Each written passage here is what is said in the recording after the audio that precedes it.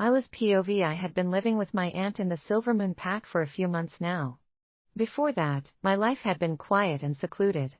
My parents and I lived deep in the forest, far from the conflicts of werewolves and vampires. We had our own home, a peaceful sanctuary. My father was a werewolf with alpha blood, my mother a vampire. They met during a hike in the woods and fell in love at first sight. But their love was forbidden. Werewolves and vampires were never meant to be together. To escape their people's wrath, they gave up everything and hid away in the wilderness, choosing exile over death, for my sake, their half-blood daughter. They had planned carefully, calculated that their savings would be enough to raise me into adulthood. But all of that was destroyed in a single night. A pack of rogue werewolves attacked us. My parents fought with everything they had to protect me, but in the end, they died. I barely escaped, carrying nothing but my father's map, a bundle of letters, and what little money we had left. With nowhere else to go, I fled to Silvermoon City, seeking refuge with my only living relative, my aunt. Life in Silvermoon was far harsher than I had imagined. I thought that if I worked hard enough, I could carve out a quiet existence for myself. I was wrong. My aunt was a woman of greed. She took me in, but only because she needed free labor. Her inn was always short-staffed, and from dawn to dusk, I worked, washing sheets, cleaning rooms, serving customers, balancing her books. She paid me next to nothing and never let me forget it. "You'd be dead without me," she reminded me constantly. I never argued. She was right, I had nowhere else to go. But the guests at the inn didn't see me as a helpless orphan. They saw me as something else. I was young. Not bad-looking. I could feel their eyes on me, the way they lingered, hungry and expectant. Some would block my path in the hallways. Others would grasp my wrist when I handed them their keys, fingers pressing just a little too hard. Some didn't bother with pretense at all. "How much for a night?" one had asked me bluntly. I ignored them, swallowed my disgust, and told myself to endure. I only needed enough money to leave. But worse than the guests were my aunt's sons, Reine, Ethan, and Kyle. Triplets with alpha blood. The darlings of the Silvermoon Pack. Strong, charming, adored by all. But they were cruel beyond measure. At first, they pretended. They played the part of perfect mates, spinning delicate traps of kindness and affection. I had never been in love before. I was naive enough to believe them. I didn't realize until it was too late, I wasn't their beloved. I was their prey. They smiled to my face while spreading whispers behind my back. "She's a filthy half-blood," they said. "Just a mutt for anyone to use." Reine, the eldest, often cornered me, his gaze soft, his voice dripping with sweetness. "I want to be your mate," he'd murmur, a hand brushing my hair. Ethan, the second brother, had his own games. He'd make a mess of his sheets on purpose, just to call me in to clean. And as I worked, he'd grab my wrist, laugh under his breath. "Ayla, if you're so desperate for money, have you ever thought of an easier way to earn it?" Kyle, the youngest, was the worst. One evening, I was carrying a tray through the hall when he stuck out his foot. I tripped. The food crashed to the floor, staining his expensive clothes. He sneered down at me. "Let me deflower you, and I'll forget this ever happened." I refused. So they decided to get rid of me. They dragged me to an old mine pit, one that had collapsed long ago, its air thick with silver dust. Then they tossed me in. Torches rained down after me, fire flickering, the flames reflecting in their amused eyes. I tried to move, but with every breath, the silver poisoned me from the inside out. My skin burned, my lungs seared. My hybrid blood was tearing itself apart. Suffocation. Fire. Cold. The agony of my wolf soul unraveling under the silver's touch. Slowly, my body gave out. They returned to the inn to drink, to celebrate, to laugh about how I had screamed. My aunt simply frowned and sighed. That girl was too ungrateful for her own good. I died knowing one thing: the world does not spare the weak. And as my life drained away, only one thought remained. Revenge. I hated them. I wanted to tear them apart. And then, just as the darkness swallowed me whole, something pulled me back. Perhaps it was the moon goddess. Perhaps it was fate, granting me a second chance. When I opened my eyes, I was in my bed. The past had reset. I was alive again. Before I could even process my return, there was a knock at the door. I opened it. Reine stood there, as charming as ever. The perfect gentleman.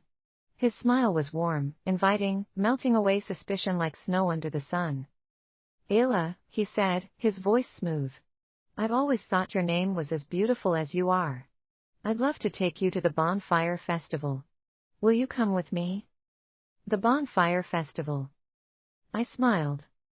Of course, I said, my voice light. This time, I wouldn't be the hunted. This time, I would be the hunter. Ayla's POV. Ayla, we've reserved the best restaurant in the palace for you. A grand feast awaits tonight, and I'll take you there myself. Reine stood at my door, his lips curved into a charming smile. The bonfire festival was only 7 days away. 7 days to find the irrefutable proof that my aunt's 3 sons were criminals. In my past life, those 3 had created a dedicated channel on the Werewolf Pack's online platform, the Wolfpack Network, shamelessly broadcasting videos meant to humiliate me. They destroyed my reputation without hesitation. This time, I'd return the favor. But bringing them down wouldn't be easy. In the Silvermoon Pack, power determined status. Fewer than 100 warriors held seats in the royal court, and my aunt's triplet sons were its brightest rising stars. Reine was strong and composed, undefeated in battle. Ethan was reckless but commanded the pack's elite werewolf guards.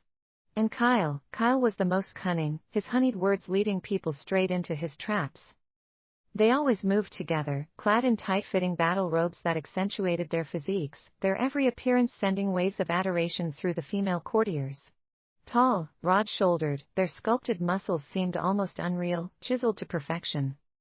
As the court's most formidable warriors, they had the privilege of dining in the palace's most luxurious restaurant. I had done everything to conceal my mixed bloodline, but from the very start, the triplets had sensed something was different about me. From the moment they laid eyes on me, they had decided I was their prey. To them, I was a curiosity to be satisfied, a secret to be exposed. And tonight's banquet? Just another carefully laid trap. Ayla, what are you doing? Why aren't these rooms cleaned yet? My aunt's sharp voice rang from downstairs. I clicked save and shut down the private channel I had just created. But before I could steady myself, Kyle was already at my door, that familiar smirk playing on his lips. Drop the chores, sweetie, he said, dragging me forward without so much as a glance at my fuming aunt behind us. Tonight, you're our guest of honor. You little brats. Where are you taking her? She hasn't finished her work. My aunt shrieked. Ignoring her, we slipped through the palace's back entrance, making our way toward the restaurant. The banquet began. Just like in my past life, Reine pulled out my chair with gentlemanly grace, gesturing for me to sit. The table was covered in exquisite dishes, each one hiding its own quiet malice, raw venison dripping with blood, lamb chops heavy with the acrid scent of garlic, finely chopped vervain mixed into the salad, and a goblet of wolfsbane lace liquor served in a silver chalice. Every dish specifically chosen to exploit the vulnerabilities of my mixed blood nature. Reine and Ethan took their seats on either side of me, watching closely. They were waiting. Waiting for my body to betray me, just like it had in my past life. That time, I had barely taken a few bites before my face drained of color, my body convulsing as the poison took effect. My vampire nature was laid bare for them to see, my irises burning crimson, my fangs protruding against my will. I had fought desperately to suppress it, but the more I struggled, the more helpless I became. And they had captured it all. The footage became their leverage, their bargaining chip. Again and again, they used it to bend me to their will. To degrade me. To turn me into their plaything, stripped of all dignity. Kyle slid his knife through the raw venison, slicing off a thick, dripping piece. He held it out to me, his smile sharp with cruelty. This one's yours, Ayla, he murmured, his voice almost affectionate. Hope you enjoy our pack's finest delicacies. Ethan leaned back, grinning. If it's too much for you, feel free to surrender any time. Raine's eyes gleamed with anticipation. Kyle's pupils dilated slightly. Ethan even let out a low whistle. But I I didn't react. I lifted the piece of venison to my lips, chewing slowly. The texture is nice, I remarked, my voice calm. Tender, with just the right amount of spice. Very stimulating. A hint of amusement played on my lips as I glanced between them. You three really went all out for this meal. Their smiles faltered. Truth was, I had already taken the antidote, an advanced serum my mother had left me, designed to neutralize the effects of garlic, vervain, and wolfsbane. I leaned back in my chair, feigning gratitude. I must be truly lucky to receive such special treatment from my dear cousins. Then, with deliberate ease, I pulled out my phone. Smiling sweetly, I aimed the camera at them. I hope you don't mind, I said lightly. I'd love to capture this moment, after all, you've been so good to me. Reine's expression stiffened as he replied, sure. Kyle's gaze darkened. Ethan's grin flickered, just for a second. I pretended not to notice, leaning in like we were the closest of buds.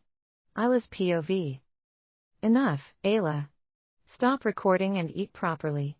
It's basic etiquette. Delete the video. Ethan's face was dark as he snatched the phone from my hands. I knew exactly what they were afraid of. If I uploaded this footage to the Wolfpack network, they wouldn't just face punishment from the elders, they'd also break the hearts of all those noble families' unmarried fiancés. In the end, he deleted the video. But he didn't realize I had already uploaded it to an encrypted private cloud.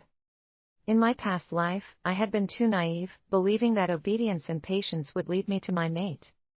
Back then, I had just entered the mate awakening phase, young, striking, and shrouded in mystery. I was a figure of intrigue within the pack. Many unmarked werewolves had tried to get close to me, only to be driven away by the triplets' looming presence. They had chased off my suitors, trapping me in an invisible cage. If they insisted on treating me as prey, then I wouldn't mind becoming a wolf in sheep's clothing. That video wasn't enough evidence. I needed more leverage. No wonder everyone dreams of being doted on by 3 older brothers, I murmured with a soft laugh. It does feel quite nice. The triplets' smiles froze for a moment. They exchanged glances before their grins took on an unreadable edge. My dear little cousin, Kyle murmured, sliding an arm around me. His fingers traced a slow, deliberate path down my cheek. I didn't expect you'd enjoy this so much. This is just the beginning. We still have plenty of surprises for you. Ethan leaned in, his voice teasing, almost a whisper against my skin. I'm curious, Ayla. Which one of us do you think is most qualified to be your mate? Or? His lips curled. Would you rather test us before deciding? Reine lifted my chin, his eyes gleaming with something dark and unreadable. Or maybe. You can't wait any longer? In my past life, I hadn't been able to resist them. They had taken turns claiming me, using illicitly made hallucinogenic wolfsbane to erode my body and mind, making me believe they were my destined mates. They had taken me over and over in the training grounds, in hotel rooms, and even at the dining table. My body had been covered in bruises, yet I had been addicted to the illusion, mistaking it for love. My sweet little cousin, Kyle's voice was a blade wrapped in silk. How about we head to the training grounds for some fun? His tone was gentle, but the smile didn't reach his eyes. Sure, I replied calmly. But the place they took me to wasn't the official training ground. It was an abandoned wooden cabin, hidden deep in the forest behind the training field. Isolated. Forgotten. No patrols came here. No one but the Cassiel brothers knew the secret path leading to this place. The roof had partially caved in, cobwebs stretched across the corners, and the air was thick with the damp rot of decaying wood and the sharp tang of herbs. Scattered in the center of the room were remnants of an old, brutal training ground, massive, jagged stones, rusted chains hanging from the rafters, blood-stained wooden stakes, and rows of deadly spike traps. A shudder ran through me. The memories hit like a tidal wave. This was where they had crushed my spine under a boulder. Where they had pretended to heal me, only to tear my clothes apart and force themselves upon me. A storm of fear surged inside me, but I forced myself to stay still.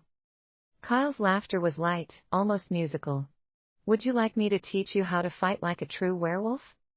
I met his gaze, my lips curling into a slow, dangerous smile. Then, I stepped forward. In one swift motion, I lifted the very boulder they had once used to humiliate me and slammed it into the ground. The impact sent a shockwave of dust into the air. Before they could react, I moved, lightning fast, weaving through the spiked traps with a predator's grace. My strikes were sharp, precise, every movement honed to kill. Each simulated enemy target fell as I tore through them with calculated efficiency. When I turned back, Kyle and his brothers were frozen, their smug expressions replaced by rigid disbelief. "Oh, I forgot to mention," I said softly, my eyes glowing a deep, ominous crimson. "A hybrid strength is often more dangerous than you think." That was when I saw it. In Ethan's hand, concealed but unmistakable, was a wolfsbane injector. He took a slow step forward, smiling. Well, well, he murmured. "Who would have thought? Our little cousin is impressive. So much more fun than that Omega woman." Isla's POV. "Sorry. Your mom just texted. She wants me to go back and clean the storage room. She knows we're together." I spoke softly, holding up my phone to show them her message. Reine said nothing. Ethan let out a displeased scoff, clearly irritated that their fun had been interrupted. "You're such a buzzkill, Ayla," Kyle drawled, though he didn't try to stop me. "Come back tomorrow." I pulled a polite, obedient smile. Of course. Right now, I wasn't strong enough to take on all three of them. Even with the fire of revenge burning in my veins, I knew this wasn't the time to act recklessly. They had no idea I'd returned with memories of my past life. That was my greatest weapon. I quickly left. Back in my room, I locked the door, turned on my laptop, and entered a series of encrypted commands, accessing my hidden private terminal. Wolfsbane production. Injection methods. Hybrid control experiment records. I scrolled through the pack's old files, noting key terms. And there it was, the law they had broken. Using wolfsbane for anything beyond battle purposes, especially private refinement and injection, was a serious crime. Using it to control unmarked or underage females? That would be reported directly to the Elder Council. This was their weakness. I didn't need to fight them outright.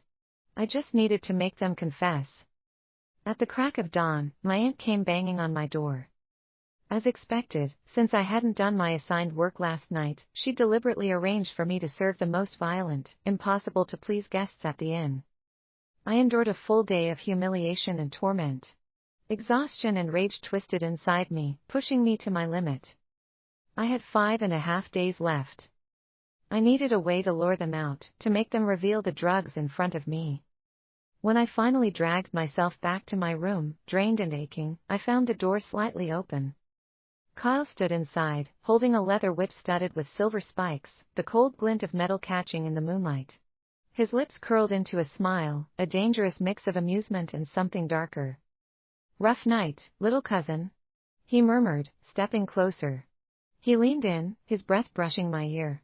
"I bet you could use some special comfort." My pulse spiked. Instinct screamed at me to run.